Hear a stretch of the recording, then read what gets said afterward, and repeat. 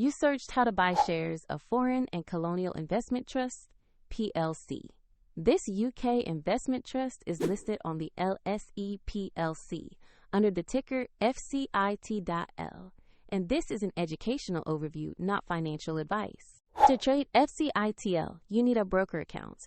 I'll use eToro as an example to show the process. After registering, you must verify your account with an identity document and add funds before buying. Use the platform search bar and type the ticker FCIT.L to find the listing. Select the matching Foreign and Colonial Investment Trust PLC result to open its asset page. On the asset page, review the company summary and the price chart to confirm it's the correct stock. Check the market listing shows LSE PLC and the ticker FCIT.L.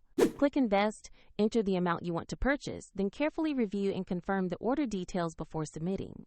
If the market is closed, your order will wait until the next session, and the platform will prompt you to add funds if your balance is insufficient. Once the order fills, you will see the position in your portfolio. A soft link to eToro is in the description if you want to open an account or follow the steps shown.